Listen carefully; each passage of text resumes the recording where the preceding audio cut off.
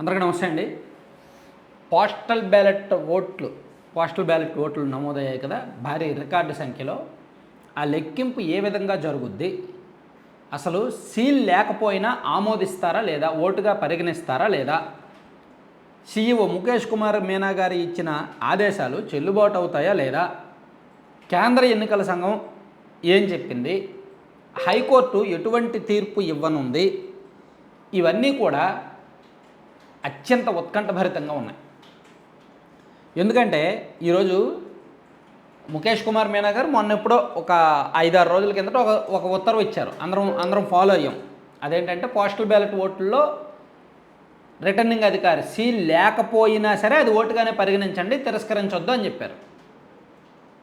So దానికి ఒక clarity వచ్చింది. దాని మీద వైసీపీ అభ్యంతరం వ్యక్తం చేసింది. అదేంటి, రిటర్నింగ్ అధికారి సీల్ లేకపోతే ఎందుకు ఓటుగా పరిగణిస్తారు, అది సీల్ ఉండాలి ఖచ్చితంగా, దేశం మొత్తం ఒక రూల్ ఉండి ఏపీలో ఎందుకు ఒక రూల్ పెడుతున్నారు అని అన్నారు. సో దీంతో సీఈఓ ఇచ్చిన మెమో సారాంశం ఏంటంటే, పోస్టల్ బ్యాలెట్లు ఓట్ల లెక్కింపు విషయంలో ఆర్ఓ సీల్ లేకపోయినా ఓటును తిరస్కరించవద్దు, నియోజకవర్గ రిటర్నింగ్ అధికారి నిర్దేశించిన అసిస్టింగ్ ఆఫీసర్ సంతకాలు సేకరించి అన్ని జిల్లాల ఎన్నికల అధికారులు ఆర్ఓలు పంపాలి, డిజిగ్నేషన్ పూర్తి వివరాలను చేత్తో రాయకపోయినా సరే అసిస్టింగ్ ఆఫీసర్ సంతకం ఉంటే చాలు, ఆ సంతకంపై ఏమైనా అనుమానం వస్తే రిటర్నింగ్ ఆఫీసర్ ఆర్ఓ జిల్లా ఎన్నికల అధికారి వద్ద సంబంధిత అసిస్టింగ్ అధికారి సంతకం సరిపోల్చుకొని పోస్టల్ బ్యాలెట్ను పరిగణలోకి తీసుకోవాలి, అంతే తప్ప తిరస్కరించొద్దు అని చెప్పారు. దీని మీద వైసీపీ అభ్యంతరం వ్యక్తం చేసింది, రూల్ మార్చొద్దు అని. కేంద్ర ఎన్నికల సంఘానికి ఫిర్యాదు చేస్తే కేంద్ర ఎన్నికల సంఘం కూడా రాష్ట్ర ఎన్నికల సంఘానికి ఈ విషయం అడిగి ఒక క్లారిటీ ఇచ్చింది. సో కేంద్ర ఎన్నికల సంఘం కూడా ఒక రకంగా సీఈఓ గారు ఇచ్చిన ఆదేశాలనే అమలు చేయమని చెప్పింది. దీంతో వైసీపీ ఇమీడియట్గా హైకోర్టులో లంచ్ మోషన్ పిటిషన్ వేస్తే హైకోర్టు విచారణకు స్వీకరించింది. ప్రస్తుతానికి అన్ని పక్షాల నుంచి ఇది తీసుకున్నారు, ఏమంటారు దాన్ని, ప్రమాణ పత్రాలు తీసుకున్నారు, అఫిడవిట్లు తీసుకున్నారు. ఈ అఫిడవిట్లలో భాగంగా కేంద్ర ఎన్నికల సంఘం ఏమిచ్చింది, పోస్టల్ బ్యాలెట్ల విషయంలో కేంద్ర ఎన్నికల సంఘం ఏం చెప్పిందంటే, ఫామ్ 13A అటెస్టేషన్ అధికారి సంతకం మాత్రమే ఉండి సీలు హోదా లేకపోయినా ఓటు చెల్లుబాటు అవుతుంది, అలాంటి ఓట్లను చెల్లుబాటు అయ్యావుగా గుర్తించాలి, ఆర్ఓ ధృవీకరణ తర్వాత అటెస్టింగ్ ఫామ్ ఉండాలి. సో పోస్టల్ బ్యాలెట్ ఓట్ల విషయంలో ఆంధ్రప్రదేశ్ ఎన్నికల సంఘం ఇచ్చిన 25వ తేదీని ఇచ్చిన మెమోలో కొంత భాగాన్ని ఉపసంహరించుకుంటున్నాం, 27వ తేదీ నాటి మెమోను పూర్తిగా ఉపసంహరించుకుంటున్నాం. అంటే ముఖేష్ కుమార్ మీనా గారు ఇచ్చారు కదా, ఈ సీల్ లేకపోయినా యాక్సెప్ట్ చేయండి అని, ఆ మెమోను మేము ఉపసంహరించుకుంటున్నాము అని కేంద్ర ఎన్నికల సంఘం హైకోర్టుకి చెప్పిందంట. సో దీంతో ఇప్పుడు హైకోర్టు ఏం తీర్పిస్తుందా అనేది ఒక ఉత్కంఠ నెలకొంది.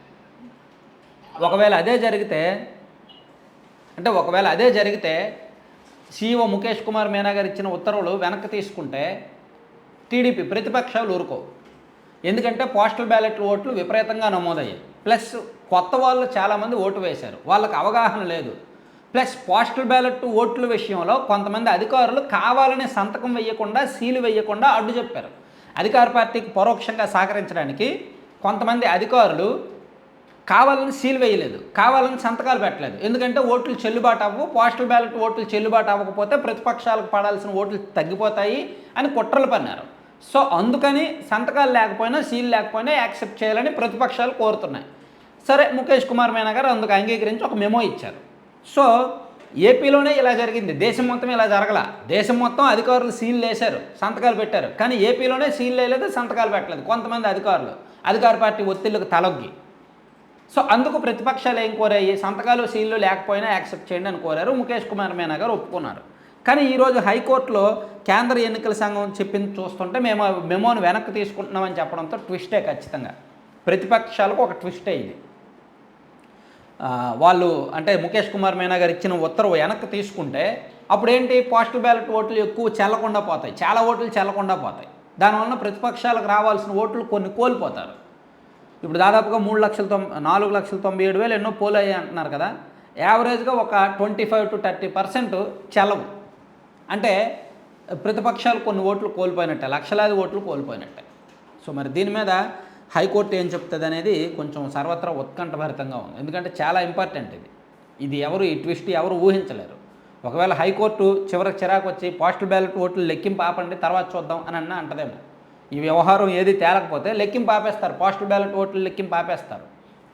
ఫస్ట్ ఈవీఎంల ఓట్లు లెక్కిస్తారు, లాస్ట్లో పోస్టల్ బ్యాలెట్ ఓట్లు ఇంకా ఓపెన్ చేస్తారు. ఒకవేళ అలా చెప్పినా ఆశ్చర్యపోక్కర్లా, ఏదైనా జరగవచ్చు ఈ పోస్టల్ బ్యాలెట్ ఓట్ల విషయంలో మాత్రం. Thank you.